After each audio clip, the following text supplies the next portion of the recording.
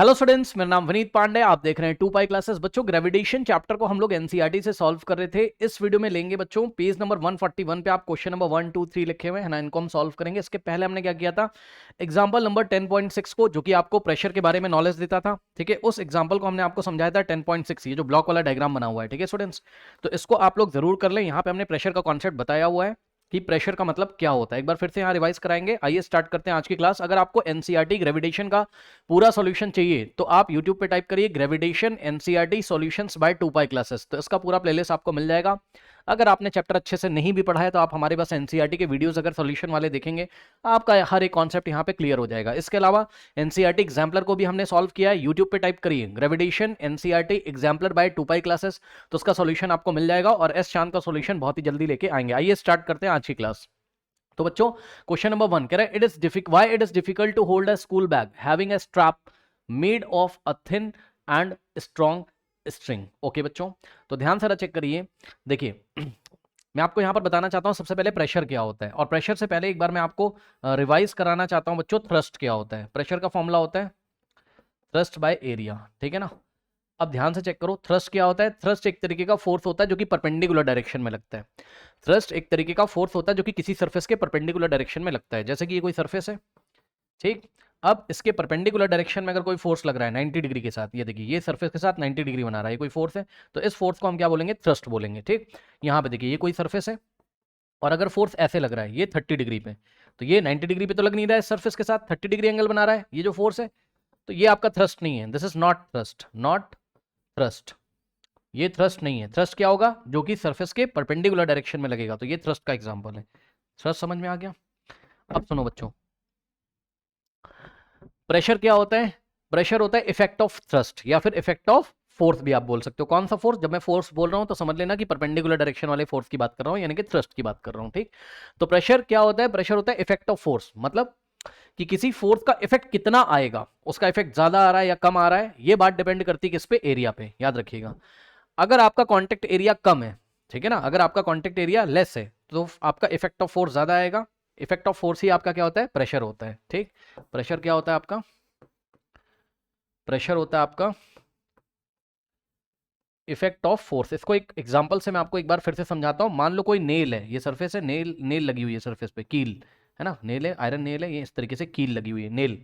और इस नेल के ऊपर खड़े हो जाओ आप जाके इस तरीके से, और आपका मास है मान लो 50 किलोग्राम। कितना मास है आपका, 50 किलोग्राम। Okay students, okay. तो ये बताइए, जब आप इस पे अपना पैर रख के इस तरीके से खड़े हो जाओगे, ये फुट आपने रखा और इस पे आप खड़े हो गए मान लो यहाँ पे ऐसे इस तरीके से, ठीक है। तो देखिए बच्चों, आपका जो फुट है, ये आपका फुट है और ये नेल है, इसका कॉन्टेक्ट एरिया बहुत कम है। चेक कर लो, बस इतना ही एरिया कॉन्टेक्ट में आ रहा है, एरिया बहुत कम है, ठीक। और आपका वेट कितना हो जाएगा यहाँ पर, वेट का फॉर्मूला क्या होता है, एम इंटू जी, वेट का फॉर्मूला। और यही वेट क्या होता है, थ्रस्ट होता है। यही वेट क्या होता है आपका, थ्रस्ट होता है, ठीक है। क्यों, क्योंकि वेट कैसे लग रहा है, ऐसे परपेंडिकुलर डायरेक्शन में, इस सरफेस के परपेंडिकुलर डायरेक्शन में ऐसे आपका वेट काम कर रहा है ऐसे, तो यही वेट क्या हो जाएगा, थ्रस्ट हो जाएगा। मास कितना आपका 50 है और जी की वैल्यू 10 ले लो, चलो जी एक्सलेशन ड्यू टू ग्रेविटी 10 ले लो, कितना आ जाएगा 500 न्यूटन। तो आप कितना थ्रस्ट लग रहा है इस कॉन्टेक्ट सरफेस एरिया पे, 500 न्यूटन। क्या होगा, ये नेल आपके पैरों में अंदर पेनिट्रेट करके घुस जाएगी अंदर, आपको चोट लग जाएगी, ठीक। लेकिन अगर आपका वेट टोटल कितना है 500 न्यूटन, यानी कि आप नीचे वाले कॉन्टेक्ट सरफेस एरिया पे कितना थ्रस्ट लगा रहे हो, 500 न्यूटन का लगा रहे हो, ठीक है ना। अब सुनो, मान लो बहुत सारी आयरन नेल्स ले ली हमने और सरफेस पे बिछा दिया इस तरीके से, ये इतने सरफेस एरिया में बहुत सारी आयरन नेल लगा दी और उसके ऊपर जाके लेट जाओ आप आराम से, ठीक। तो आपको एक भी आयरन नेल नहीं घुसती आपके बॉडी में, अंदर पेनिट्रेट करके नहीं जाती। ये इस तरीके से बहुत सारी आयरन आयरन नेल लगा दिए, ठीक। और इस पे जाके आप आराम से इस तरीके से लेट जाते हो। अभी भी आपका थ्रस्ट कितना है, 500 न्यूटन है, ठीक है स्टूडेंट्स। अभी भी आपका थ्रस्ट कितना है भाई, वेट थोड़ी ना चेंज हो जाएगा, आपका वेट तो उतना ही है अभी भी, एम इंटू जी से। लेकिन क्योंकि यहां पर कांटेक्ट एरिया बढ़ गया, अब आप जब लेट जाते हो तो ये देखो, अभी तक जब आप खड़े थे ऐसे तो केवल ये वाला पॉइंट कांटेक्ट में था, जब आप लेट जाते हो तो ये पूरा सरफेस एरिया कांटेक्ट में आ जाएगा नेल्स के, यानी कि कांटेक्ट एरिया इंक्रीज हो गया। तो कांटेक्ट एरिया अगर इंक्रीज हो गया तो उतना ही फोर्स, उतना ही थ्रस्ट अब अच्छा इफेक्ट नहीं दे पाता है। आयरन नेल आपकी बॉडी में नहीं पेनिट्रेट करके नहीं घुसती, आपको चोट नहीं लगती। अब ऐसा करने मतलब ना, एक्सपर्ट्स ऐसा करते हैं, इसकी भी प्रैक्टिस करनी होती है। मैं एक जस्ट बात बता रहा हूँ, यहाँ पर आपने एरिया बढ़ा दिया तो आपका इफेक्ट ऑफ फोर्स कम हो गया। फिजिक्स की भाषा में बोलते हैं कि यहाँ पे प्रेशर कम है, प्रेशर लेस है, और यहाँ पे प्रेशर क्या है, ज्यादा है। तो प्रेशर क्या होता है, इफेक्ट ऑफ फोर्स, यानी कि फोर्स तो उतना ही है, थ्रस्ट तो उतना ही है, ठीक है। लेकिन ये फोर्स कितना इफेक्ट दिखाएगा, कितना प्रभाव दिखाएगा, ज्यादा प्रभाव दिखाएगा, कम प्रभाव दिखाएगा, ये बात इस बात पे डिपेंड करती है कॉन्टेक्ट सरफेस एरिया कितना है, वो फोर्स कितने एरिया पे डिस्ट्रीब्यूट हो रहा है। यदि वो फोर्स ज्यादा एरिया पे डिस्ट्रीब्यूट हो रहा है तो उसका इफेक्ट कम हो जाएगा, यदि वो फोर्स कम सरफेस एरिया पे डिस्ट्रीब्यूट हो रहा है तो उसका इफेक्ट ज्यादा हो जाएगा। बात समझ में आई? अब आप चेक कर लो बच्चों, इन्होंने बोला है कि why it is difficult to hold a school bag. अब स्कूल बैग ले जाते हो तो कह रहा है उसके जो पट्टे होते हैं ना, बैग के जो पट्टे होते हैं, ये इस तरीके से पतले नहीं होने चाहिए, थिन नहीं होने चाहिए। ये बैग का पट्टा है, ये इस तरीके से, ये ऐसा पतला नहीं होना चाहिए। क्यों नहीं पतला होना चाहिए? ये चौड़े पट्टे होने चाहिए ऐसे, ये चौड़ाई वाली स्ट्रिप होनी चाहिए, ठीक है। ये इतना चौड़ा पट्टा होना चाहिए ऐसे, ये ऐसे। क्यों? दोनों में अंतर देखो जरा। ऐसा पट्टा रखोगे अगर आप बैग का अपना थिन पतला, क्या होगा? बैग का वेट कहां आएगा? नीचे, यानी कि थ्रस्ट लग रहा है नीचे। अब आपका शोल्डर इस थिन स्ट्रैप के साथ, ये जो पतला, ऐसा पतला पट्टा अगर आपने लगा दिया तो यहां देखो कॉन्टेक्ट सरफेस एरिया कम हो गया। ये देखो, ये इतना एरिया ही इसको टच करेगा। कॉन्टेक्ट एरिया अगर कम हो जाएगा तो प्रेशर ज्यादा हो जाएगा, यानी कि फोर्स का इफेक्ट ज्यादा हो जाएगा। बैक का जो वेट है, यानी कि बैक जो थ्रस्ट लगा रहा है हमारे शोल्डर पे ऐसे नीचे की तरफ, ठीक है भाई, बैक का वेट ऐसा लग रहा होगा ना, थ्रस्ट, ठीक है ना। तो एरिया कम होने की वजह से, कॉन्टेक्ट एरिया कम होने की वजह से उस थ्रस्ट का इफेक्ट बढ़ जाएगा और आपको दर्द होगा, पेन होगा शोल्डर्स में। और यहीं पे अगर आप चौड़े पट्टे रखोगे, ये ऐसे चौड़े चौड़े पट्टे होते हैं बैक के, देखे आपने इस तरीके से चौड़े पट्टे होते हैं, ठीक, काफी वाइड बनाते हैं पट्टों को इस तरीके से। बैक के जो स्ट्रैप्स होते हैं ये ऐसे वाइडर होना चाहिए, चौड़ा पट्टा होना चाहिए। क्यों? यहां से कॉन्टेक्ट सरफेस एरिया बढ़ जाएगा तो उतना ही वेट ज्यादा एरिया पे लगेगा, यानी कि उतना ही थ्रस्ट अब ज्यादा एरिया पे डिस्ट्रीब्यूट हो जाएगा, जिससे कि इफेक्ट ऑफ फोर्स कम हो जाएगा और आपको कम फोर्स महसूस होगा, कम प्रेशर महसूस होगा आपको यहाँ पर, ठीक है। ओके, नाउ अब इसी चीज को आप यहाँ पे देखिए एग्जाम में कैसे लिखोगे बच्चों, ये मैंने आपको समझा दिया है। कह रहा है it is difficult to hold a school bag having a thin strap, thin मतलब पतला पट्टा नहीं होना चाहिए, because the pressure on the shoulders is quite large. इस टाइम हमारे शोल्डर्स पे, हमारे कंधों पे प्रेशर बहुत बढ़ जाता है। क्यों? रीजन है, this is because the pressure is inversely proportional to the surface area. ये देखिए, pressure inversely proportional to the surface area, यानी कि अगर सरफेस एरिया कम हो जाएगा तो प्रेशर क्या हो जाएगा? ज्यादा हो जाएगा, ठीक है स्टूडेंट्स। तो यही बात यहां लिखी, this is because the pressure is inversely proportional to the surface area on which the force act, the smaller is the surface area the larger will be the pressure on the surface. ठीक, जितना smaller क्या होगा? Surface area होगा, उतना ज्यादा pressure होगा, ठीक है। तो जो पतले पट्टे होंगे तो एरिया क्या है? कम है, तो प्रेशर क्या हो जाएगा? ज्यादा हो जाएगा, ठीक। तो यही बात है, in the case of thin strap the contact surface area is very small. पतले पट्टे होंगे अगर बैक के इस तरीके से तो कॉन्टेक्ट एरिया कम होगा, जिससे कि प्रेशर ज्यादा हो जाएगा, okay. So hence the pressure exerted on the shoulder is very large. तो इस तरीके से हमारे शोल्डर पे बहुत ज्यादा प्रेशर लगेगा। प्रेशर का मतलब इफेक्ट ऑफ फोर्स बहुत ज्यादा आएगा, आपको पेन होगा, दर्द होगा। इसलिए जब भी बैग लें तो उसके पट्टे कैसे होने, वैसे तो पट्टे चौड़े ही बनाए जाते हैं, बट फिर भी बहुत ज्यादा जब चौड़े हो तो और अच्छी बात है, ठीक है ना। वाइडर पट्टे होने चाहिए उसके, नोट कर लीजिए। नाउ स्टूडेंट्स क्वेश्चन नंबर 2 देखते हैं। आपसे बोल रहा है what do you mean by buoyancy, ठीक है। तो इसको मैं आपको समझाता हूँ एक एग्जांपल की हेल्प से बच्चों। देखिए आप एक काम करो, आप ना एक टब में वाटर ले लो इस तरीके से, ठीक, या बकेट में वाटर ले लो, ये आपकी बकेट है और इसमें पानी भरा हुआ है इस तरीके से, ठीक है स्टूडेंट्स, ये इसमें पानी भरा हुआ है। अब आप एक काम करो, आप एक बॉटल ले लो, ठीक, और जो कोल्ड ड्रिंक की बोतल होती है, नॉर्मल प्लास्टिक की बोतल ले लो, उसको एयर, उसको क्या करो आप, ऊपर से कैप उसकी बंद कर दो। जब आप उसकी उसमें से कोल्ड ड्रिंक निकाल देना, ठीक है ना, उसमें कैप उसको बंद कर दो, तो यहाँ पे एक एम्प्टी बोतल है कोल्ड ड्रिंक की, ये बोतल ले ली हमने कोल्ड ड्रिंक की, मान लो ये इस तरीके से, ठीक। अब इस बोतल को जब आप इस पानी में ऐसे रखते हो तो क्या होता है बताओ? बोतल अभी फ्लोट कर रही है, कर रही कि नहीं? ऊपर ही रहती है, नीचे क्यों नहीं जा रही है? सोचो, खुद सोचो भाई, ये नीचे क्यों नहीं जा रही है भाई? फोर्स ऑफ ग्रेविटी अगर इसके ऊपर लग रहा है तो उसको नीचे चला जाना चाहिए ऐसे, ठीक। हाँ, थोड़ा थोड़ा लग रहा है, आप सोच रहे हो कि सर जो वाटर का सरफेस है ना इसको रोक के रख रहा है, चलो मान गए। अब आप एक काम करो, इसको अपने हाथ से ऐसे पुश करो नीचे। जब आप इसको ऐसे पुश कर रहे हो तो आप कुछ फील करोगे, जैसे लग रहा है आपको ऊपर कोई धक्का मार रहा है, ऐसा फील कर रहे हो आप? करके देखो, ये कोल्ड ड्रिंक की बोतल को ऐसे थोड़ा नीचे ले जाओ, लगेगा आपको ऊपर कोई धक्का मार रहा है ऐसे। आप इसको और नीचे ले जाओ, नीचे ले जाने का मतलब और डीपर ले जाओ, और नीचे ले जाओ, आपको और तेजी से कोई फोर्स लगा रहा है ऊपर की तरफ। आप इसको और नीचे ले जाओ, जितने गहराई में आप इस बोतल को लेते जाओगे उतना ज्यादा ऐसा लगेगा कि आपको ऊपर की तरफ कोई धक्का मार रहा है, कोई ऊपर की तरफ आपको पुश कर रहा है। और वो कौन पुश कर रहा है आपको? पानी, वाटर। यानी कि किसी लिक्विड में अगर किसी ऑब्जेक्ट को इमर्स करोगे, अंदर ले जाने की कोशिश करोगे, तो वो लिक्विड क्या करेगा? वो लिक्विड क्या करेगा? लिक्विड या फिर फ्लूइड भी बोल सकते हो आप। सुन लो बच्चों, पहले आप ये समझो फ्लूइड क्या होते हैं, ठीक।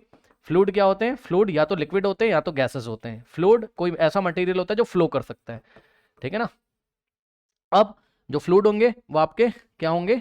लिक्विड या फिर गैसेस, लिक्विड या फिर gases. The material which can flow is known as fluid. Fluid क्या होता है? The material which can flow, the materials which can flow, the materials which can flow, okay students, the materials which can flow is known as fluid। अब जो liquids हैं और जो gases हैं ये आपकी क्या है? फ्लूइड्स होती है, क्योंकि फ्लो कर सकती है एक स्थान से दूसरे स्थान तक। भाई पानी नीचे डाल दो बह जाता है, फ्लो कर जाता है। एयर, तो एयर किसका एग्जांपल है? गैसेस का मिक्सचर है ना एयर, तो गैसेस भी फ्लो करती हैं एक जगह से दूसरी जगह, ठीक है। तो जितने भी गैसेस हैं या लिक्विड हैं वो क्या होते हैं? फ्लूइड्स होते हैं, ठीक है ना। तो किसी भी लिक्विड में या किसी भी फ्लूइड में, ठीक है ना। अब गैसेस से इसलिए नहीं समझा रहे क्योंकि गैसेस में आपको ज्यादा अच्छा फील आता नहीं है, क्योंकि ध्यान से चेक करो जरा, ये देखिए ये कोई ऑब्जेक्ट है और ये गैस यहाँ भरी हुई है, एयर क्या है? गैसेस का मिक्सचर है, एयर है आसपास। तो इसको ऐसा हमने छोड़ दिया ना, तो गैस बहुत अच्छा बाइंड फोर्स नहीं लगा पा रही है ना, इसलिए नीचे चला आ रहा है। छोड़ो उसको, आप लिक्विड से समझो। आप एम्प्टी बॉटल लेके इसमें ऐसा ऊपर से पुश करते जाते हो, पुश करते जाते हो, जितना अंदर आप इसको लेते जाते हो, जितना डीपर लेते जाते हो, उतना ज्यादा आपको ऊपर की तरफ कोई पुश कर रहा है, ऐसा लग रहा है आपको कोई धक्का मार रहा है। अब मान लो बॉटल को यहां पे ले गए और अपने हैंड से आप यहां तक ले गए और हाथ हटा लिया आपने अपना, मतलब आपने अपना फोर्स हटा लिया। जैसे ही आप अपना फोर्स हटा लेते हो, ये ऐसे इस पे झटका लगता है ऊपर की तरफ और ये बाहर आ जाती है बॉटल, वापस सरफेस पे आ जाती कि नहीं। तो इस पे नीचे से ऊपर की तरफ कोई फोर्स लग रहा है, कौन लगा रहा है वो फोर्स? तो जवाब है, जिस लिक्विड में इस बॉटल को इमर्स किया है, डुबाया है जबरदस्ती आपने, वो लिक्विड इसके ऊपर एक फोर्स लगा रहा है ऊपर की डायरेक्शन में। तो लिक्विड इस बॉटल पे ऊपर की डायरेक्शन में जो फोर्स लगा रहा है ना, इसी फोर्स को हम क्या बोलते हैं? बायंसी। ओके स्टूडेंट्स, इसी फोर्स को हम, ये जो अपवर्ड डायरेक्शन में जो फोर्स लगता है लिक्विड के द्वारा बॉटल पे, ये जो अपवर्ड फोर्स लग रहा है लिक्विड के द्वारा किस पे? बॉटल पे, इसी को हम क्या बोलते हैं? इसी फोर्स को हम क्या बोलते हैं बच्चों? बायंसी। ठीक है स्टूडेंट्स, इसी फोर्स को हम क्या बोलते हैं? बायंसी बोलते हैं। ठीक है स्टूडेंट्स, तो इस बात का आपको ध्यान रखना है। ओके नाउ, और एक चीज और याद रखना है, जितना डीपर आप जाते जाओगे उतना ज्यादा बायंसी का वैल्यू बढ़ता जाएगा, ये बाइंड फोर्स उतना ज्यादा बढ़ता जाएगा। ठीक है, जितना अंदर जाओगे आप बॉटल को लेके, जितना अंदर जाओगे उतना ज्यादा बायंसी बढ़ता जाएगा। ये चीज आपको ध्यान रखनी है। और इसमें बताने वाली चीजें जो है मैं आपको बता देता हूँ। ठीक है स्टूडेंट्स, देखिए बच्चों, हालांकि नेक्स्ट क्वेश्चन में भी ये फिर से एक चीज आएगी, बट यहीं पे थोड़ा मैं आपको बता देना चाहता हूँ, ध्यान समझो जरा। डेंसिटी क्या होता है, कुछ यहाँ पे मैं आपको बताना चाहता हूँ। डेंसिटी क्या होता है बच्चों? मास पर यूनिट वॉल्यूम, मास पर यूनिट वॉल्यूम। ठीक, वॉल्यूम जिसको नहीं समझ में आता, अब ये समझो कोई ऑब्जेक्ट कितने स्पेस में, कोई ऑब्जेक्ट कितना स्पेस घेर के रखा है उसने, वही क्या उसका वॉल्यूम है। ठीक, तो 1 यूनिट वॉल्यूम में जितना मास होता है वही उसकी डेंसिटी होती है। अगर मैं वॉल्यूम को 1 यूनिट कर दूं, ऐसे समझो, ये देखो एक क्यूब है ये, और एक ये वाला क्यूब है। ठीक, इस क्यूब की लेंथ कितनी है? 1 सेंटीमीटर, ब्रेथ कितनी है? 1 सेंटीमीटर, हाइट भी कितनी है? 1 सेंटीमीटर। क्यूब का भाई एज इक्वल होता है 1 सेंटीमीटर लेंथ, 1 सेंटीमीटर ब्रेथ और 1 सेंटीमीटर हाइट। तो इसका वॉल्यूम कितना आ जाएगा? Length into breadth into height, यानी कि 1 इंटू 1 इंटू 1, यानी कि 1 सेंटीमीटर क्यूब। ठीक है, और इस क्यूब का भी वॉल्यूम कितना है? मान लो 1 सेंटीमीटर क्यूब, यानी कि इसकी भी एच कितनी? 111। ठीक, अब मान लो बच्चों ये बना है आयरन का, ये आयरन का है, और ये किसका है? ये है लकड़ी का बना हुआ ब्लॉक है, मान लो ये वुडन ब्लॉक है, लकड़ी का बना हुआ। ठीक है, अब एक बात बताओ बच्चों कि यहां पर यूनिट वॉल्यूम, दोनों का वॉल्यूम मैंने फिक्स कर दिया, 1 यूनिट ले लिया, यानी कि जितना स्पेस लकड़ी के ब्लॉक ने घिरा हुआ है उतना ही स्पेस आयरन के ब्लॉक ने घिरा हुआ है। अब बताओ किसकी डेंसिटी ज्यादा होगी? किसकी डेंसिटी ज्यादा होगी भाई? तो जवाब है, वॉल्यूम तो आपने फिक्स कर दिया, तो जिसका मास ज्यादा होगा उसकी डेंसिटी ज्यादा होगी। भाई वॉल्यूम को 1 कर दिया ना, तो उसको वॉल्यूम को हटा दो नीचे से, क्योंकि मास अपॉन वॉल्यूम, यहां से देखो कितना आ जाएगा, ये लीजिए, density is equals to mass upon, नीचे वॉल्यूम कितना हो गया? 1, तो मास अपॉन 1 मास हो जाएगा। यानी कि डेंसिटी को कैसे डिफाइन करोगे? डेंसिटी को डिफाइन करोगे मास पर यूनिट वॉल्यूम, मास पर यूनिट वॉल्यूम, यानी कि दोनों का वॉल्यूम पहले 1 यूनिट कर दो और उसके बाद जाके चेक कर लो कि किसका मास ज्यादा है। अब आप बताओ इन दोनों में से किसका मास ज्यादा होगा? बताओ, इतना तो आप भी फील कर सकते हो कि लकड़ी का ब्लॉक दे रहे हैं, उतने ही वॉल्यूम का आयरन का ब्लॉक दे रहे हैं, लोहे का बना हुआ, कौन भारी होगा? बताओ किसका मास ज्यादा होगा? आयरन का। ठीक है ना, तो इस तरीके से हम बोलेंगे, क्योंकि पर यूनिट वॉल्यूम में आयरन का मास ज्यादा है, और तो आयरन की डेंसिटी क्या होगी? ज्यादा होगी। यहां पर आयरन की डेंसिटी कम होगी और वुडन ब्लॉक की डेंसिटी यहां पर कम होगी। अब डेंसिटी के बारे में क्यों बात कर रहा हूं पता है? डेंसिटी के बारे में इसलिए बात कर रहा हूं, आइए हम आपको एग्जांपल देते हैं। यहां पर बच्चों ध्यान से चेक करो कि मान लो यहां पर हम वाटर लेते हैं फिर से एक बार। ठीक है, ये हमने वाटर लिया, ओके, और वाटर में एक बार हमने क्या किया? एक बार हमने आयरन का ब्लॉक रखा, यही वाला, ये आयरन का ब्लॉक रखा हमने। ठीक, तो ये ब्लॉक नीचे चला जाता है, आयरन का ब्लॉक नीचे चला जाता है। अब नीचे क्यों चला गया? नीचे इसको कौन ले जा रहा है? फोर्स ऑफ ग्रेविटी या इस बॉडी का वेट? भाई फोर्स ऑफ ग्रेविटी किसके इक्वल होता है? बॉडी के वेट के इक्वल ना। अर्थ जितने जितने जितने जितने फोर्स से किसी ऑब्जेक्ट को अपने सेंटर की तरफ खींचती, वही उसका क्या होता है? ग्रेविटेशन, वही उसके क्या होता है? वेट होता है। तो हम बोलेंगे कि भैया इसका वेट कहाँ लग रहा है? नीचे। तो ये आयरन ब्लॉक है, क्या है? ये आयरन ब्लॉक है, ये आयरन ब्लॉक है, ध्यान से सुनिएगा, ये क्या है? आयरन ब्लॉक है, इसका वेट कहाँ लग रहा है? नीचे की तरफ। ठीक, इसका वेट लग रहा है नीचे की तरफ और ऊपर लग रहा है बायंसी फोर्स। ठीक, ऊपर बायंट फोर्स को मैं बी से दिखा रहा हूँ। ठीक, ऊपर लग रहा है बायंट फोर्स या बायंसी लग रही है, वेट लग रहा है नीचे, आयरन नीचे क्यों चला जा रहा है, ध्यान सुनो। डेंसिटी ऑफ आयरन जो होती है ना वो वाटर से ज्यादा होती है। आई रिपीट, जब किसी ऑब्जेक्ट की डेंसिटी फ्लूइड, जिस फ्लूइड में आपने उसको डाला है, इमर्स किया है, यहाँ पे फ्लूइड कौन है, वाटर। फ्लूइड क्या होते हैं, लिक्विड या गैसेस, तो यहाँ पे फ्लूइड कौन है, वाटर।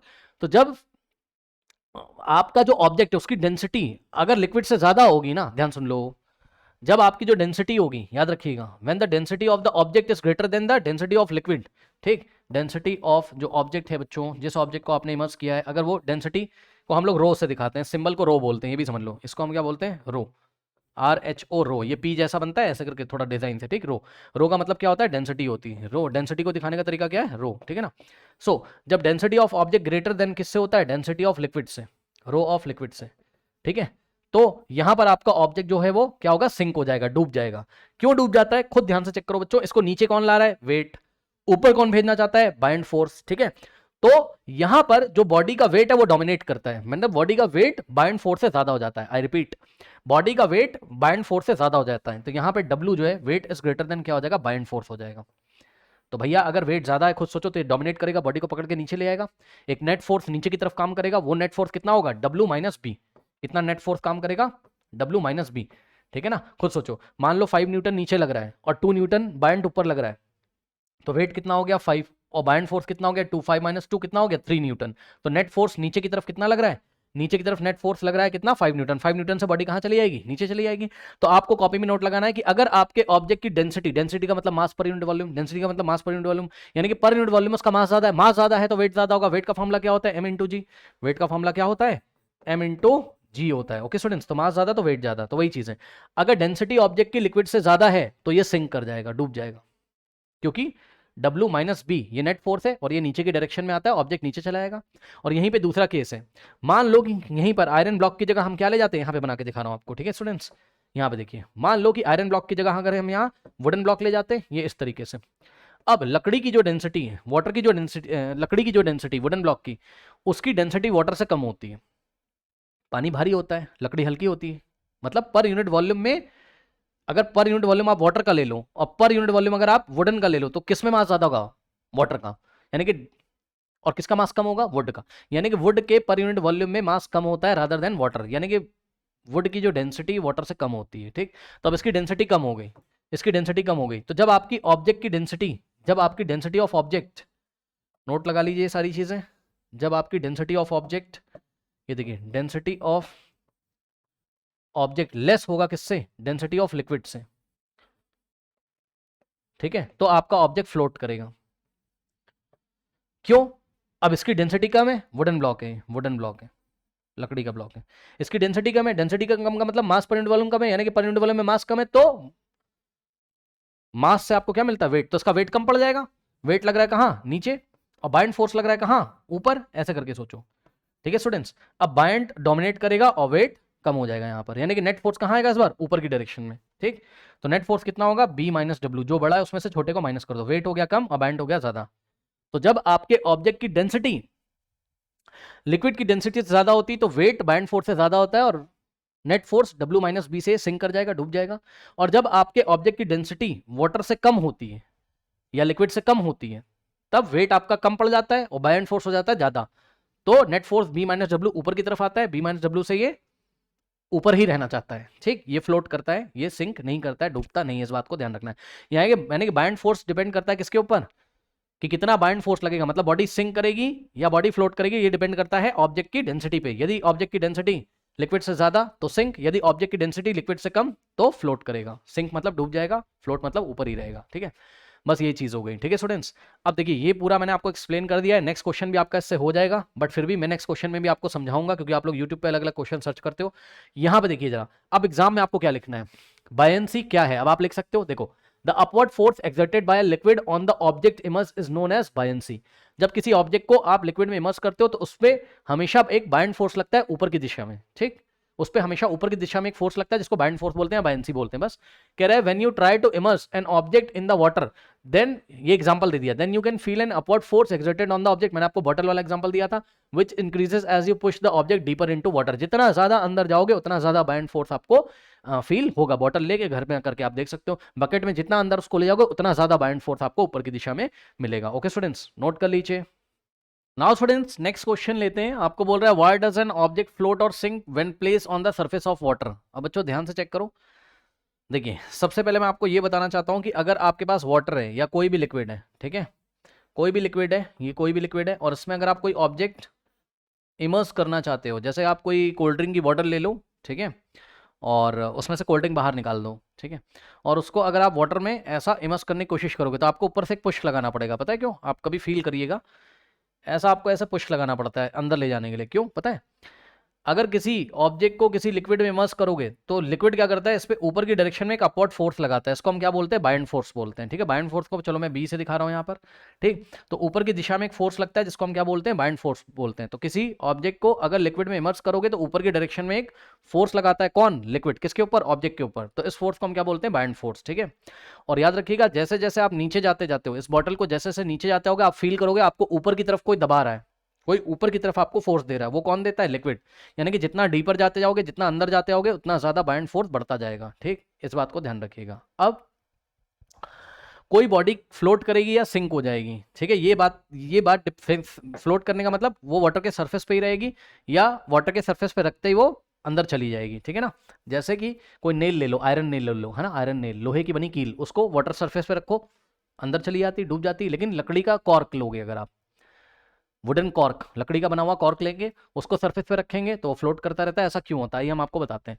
तो बच्चों कोई ऑब्जेक्ट वाटर के सरफेस पे फ्लोट करेगा या सिंक हो जाएगा, डूब जाएगा, ये इस बात पे डिपेंड करता है, तैरता रहेगा ऊपर या डूब जाएगा, इस बात पे डिपेंड करता है कि उस ऑब्जेक्ट की डेंसिटी कितनी है, उस ऑब्जेक्ट की डेंसिटी कितनी है। ध्यान से चेक करिए बच्चों, डेंसिटी होता है मास पर यूनिट वॉल्यूम। डेंसिटी क्या होता है? Mass divided by volume. इसका मतलब है, इसको मैं आपको एग्जांपल की हेल्प से बताता हूं। मान लो कि आपके पास ये एक आयरन का ब्लॉक है, एक क्यूब है आयरन का बना हुआ, सॉलिड क्यूब, ठीक, और एक आपके पास क्यूब है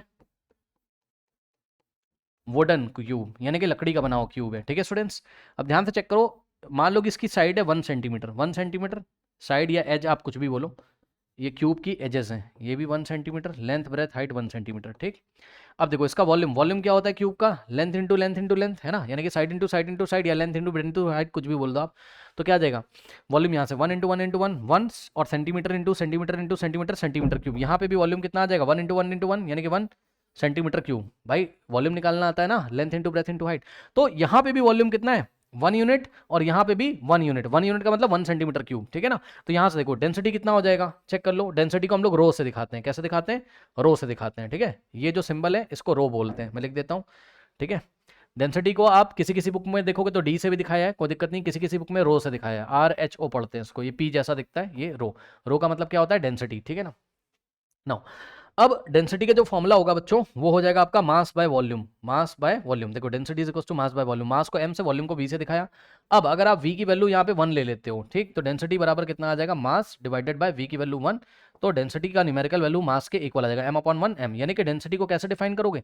density is what? Density is equals to mass आ रहा है, लेकिन मास कब? जब वॉल्यूम कितना लिया? 1 यूनिट। चेक कर लो, तो 1 यूनिट वॉल्यूम में कितना मास है, यही क्या है? डेंसिटी है। 1 यूनिट वॉल्यूम में कितना मास होता है, यही क्या है? उसकी डेंसिटी है। तो डेंसिटी का मेजरमेंट क्या है? मास पर यूनिट वॉल्यूम। मास per unit volume, 1 unit volume में कितना मास है। अब आप सोचो, ये आयरन का ब्लॉक है और ये लकड़ी का बना हुआ ब्लॉक है, दोनों का वॉल्यूम फिक्स हो गया 1 1। अब बताओ किस में मास ज्यादा होगा? हम आपको एक लकड़ी का ब्लॉक दे रहे हैं 1 सेंटीमीटर क्यूब वॉल्यूम का, और एक आयरन का, बताओ कौन सा भारी होगा? इतना तो आप पहचान सकते हो, आयरन, लोहे का बना हुआ, आयरन का बना हुआ ब्लॉक भारी होगा। यानी कि आयरन के 1 यूनिट वॉल्यूम में मास ज्यादा है। ठीक है, आयरन के 1 यूनिट वॉल्यूम में मास ज्यादा है, तो यहां से density of rho of iron जो है वो ग्रेटर हो जाएगी किससे? डेंसिटी ऑफ वुडन ब्लॉक से, क्योंकि उतने ही वॉल्यूम में, 1 यूनिट वॉल्यूम में आयरन का मास ज्यादा है और उतने ही वॉल्यूम में वुड का मास क्या है? कम है। ठीक है ना, तो आयरन की डेंसिटी हो गई ज्यादा। ठीक, ये हो गया, ये जस्ट मैंने आपको डेंसिटी का फील दिया, कंपेयर कराया है। अब देखो बच्चों होता क्या है कि जब आप किसी ऑब्जेक्ट को, ध्यान से चेक करो, जब आप किसी ऑब्जेक्ट को वाटर सरफेस पे रखोगे, ये वाटर का सरफेस है, ये पूरा पानी अंदर ऐसे भरा हुआ है। ठीक है, आइए दो केस हम आपको करके दिखाते हैं। सपोज पहले मैं आयरन का ब्लॉक लेके आया, किसका? आयरन का, ये लो, ये आयरन का ब्लॉक लेके आया। यदि आप आयरन का ब्लॉक लेके आओगे तो बच्चों देखो मैं आपको बता देता हूं, सुनो, वाटर की भी कुछ ना कुछ डेंसिटी होगी भाई, वाटर की भी कुछ ना कुछ डेंसिटी होगी। वाटर के पर यूनिट वॉल्यूम में कितना मास है वही उसकी डेंसिटी है। तो वाटर की भी कुछ ना कुछ डेंसिटी होगी। यहाँ पे हमने लिक्विड क्या सिलेक्ट किया है, वाटर सिलेक्ट किया है, ठीक। अगर आपने जो ऑब्जेक्ट ऊपर से रखा है, ठीक, उसकी डेंसिटी, ध्यान से सुन लो, ऑब्जेक्ट जो रखा है अगर उसकी डेंसिटी लिक्विड से ज्यादा हो गई, सुन लो, अगर ऑब्जेक्ट की डेंसिटी लिक्विड से ज्यादा हो गई ना तो वो सिंक कर जाएगा। ध्यान से सुनो, इफ डेंसिटी ऑफ ऑब्जेक्ट, जो ऑब्जेक्ट रखा है जैसे कि आयरन, अगर इसकी डेंसिटी जो है वो ग्रेटर हो गई, बड़ी हो गई, किससे, लिक्विड से, अगर density of iron greater than density of liquid हो गई तो ऑब्जेक्ट क्या करेगा, सिंक कर जाएगा, डूब जाएगा।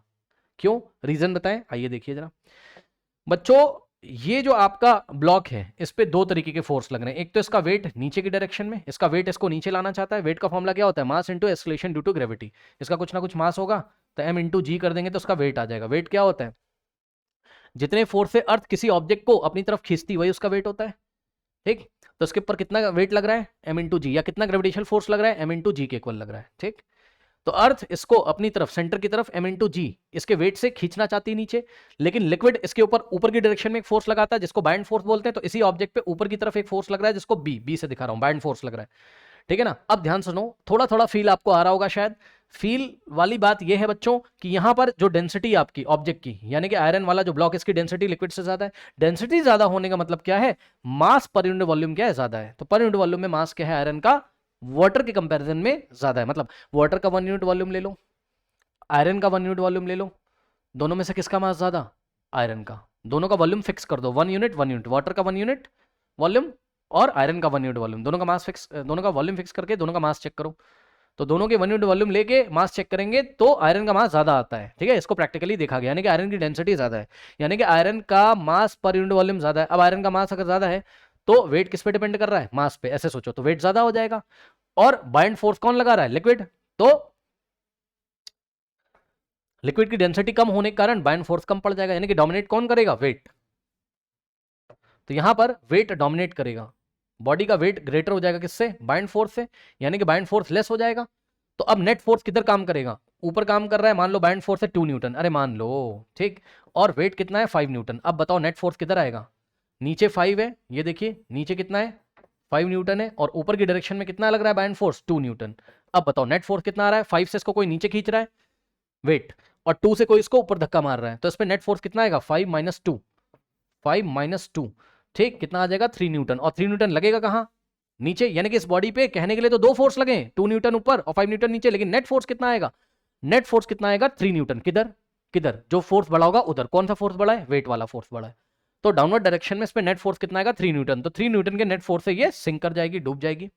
तो बॉडी कब सिंक करती है, तो जवाब है बॉडी तब सिंक करती है, उसकी कंडीशन ये है क्या, when the density of object is greater then density of liquid, ठीक। ऐसा करने से क्या होता है, जब ऑब्जेक्ट की डेंसिटी लिक्विड से ज्यादा होती है तो ऐसा होने से वेट जो होता है बॉडी का, जिस बॉडी को आपने वाटर सरफेस पे रखा है, इसका वेट जो बाइंड फोर्स से ज्यादा होता है। वेट क्या होता है, बॉडी का होता है नीचे, बाइंड फोर्स कौन लगाता है, लिक्विड, ऊपर की डायरेक्शन में। तो वेट बाइंड फोर्स से ज्यादा हो जाता है, जिसकी वजह से एक नेट फोर्स नीचे की तरफ आता है, और उस नेट फोर्स से ये सिंक हो जाती है, डूब जाती है, ठीक।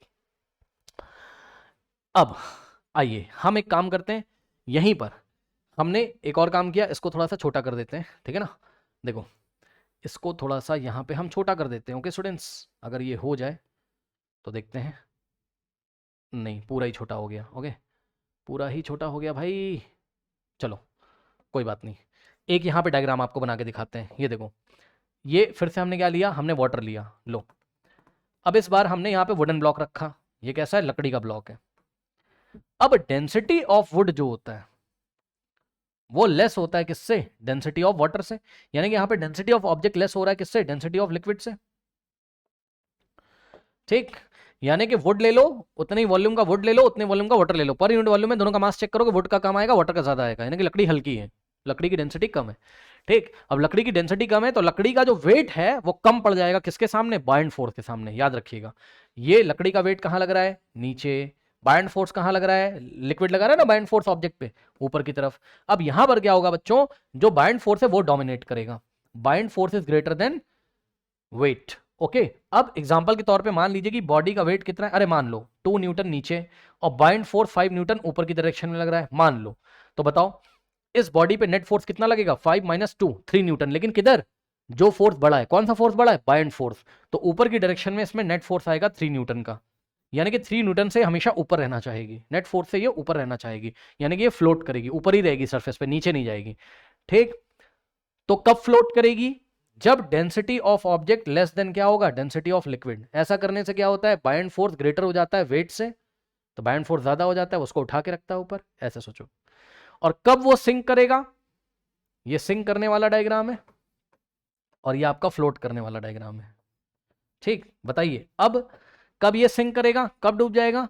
तो जवाब है जब आपका जो ऑब्जेक्ट है उसकी डेंसिटी लिक्विड से ज्यादा होगी। ऐसा करने से वेट डोमिनेट करेगा, वेट बाइंड फोर्स से ज्यादा हो जाएगा, तो नेट फोर्स कहां आएगा? नीचे, और बॉडी सिंक कर जाएगी। ठीक, अब यही आपका देखिए यहाँ पे आंसर लिखा हुआ है बच्चों। ओके, सो आप इसको एक्सप्लेन कर सकते हो। देखो कह रहा है कि if the density of an object is more than that of the density of the liquid, ये वाला केस जो आपको पहले बताया था, है ना, ऑब्जेक्ट की डेंसिटी अगर लिक्विड से ज्यादा है then it sinks in the liquid, तब वो सिंक कर जाता है। रीजन, दिस इज बिकॉज इस टाइम क्या होता है बच्चों? वेट जो है वो ग्रेटर होता है और बाइंड फोर्स लेस होता है। This is because the bind force acting on the object is less than that of the force of gravity. Force of gravity का मतलब वेट। ओके, तो this is because the bind force less हो जाता है, wait ज्यादा हो जाता है, यानी कि फोर्स ऑफ ग्रेविटी ज्यादा हो जाती है। ठीक, on the other hand if the density of the object is less than that of the density of the liquid, ठीक, अगर ऑब्जेक्ट की डेंसिटी लिक्विड से कम हो गई तब क्या होगा?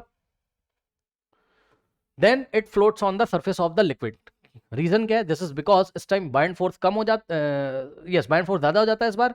ठीक है, तो उसको ऊपर उठा के रखा है और वेट कम हो जाता है, यानी कि फोर्स ऑफ ग्रेविटी कम हो जाती है। ठीक, so this is because the bind force acting on the object is greater then that of the gravity. Okay students, तो आई थिंक अब आपको बात समझ में आएगी। इसको एक बार पढ़ लो, नहीं समझ में आया वीडियो रिवर्स करके आप एक बार फिर से देख लीजिए। सो इसको नोट कर लीजिए।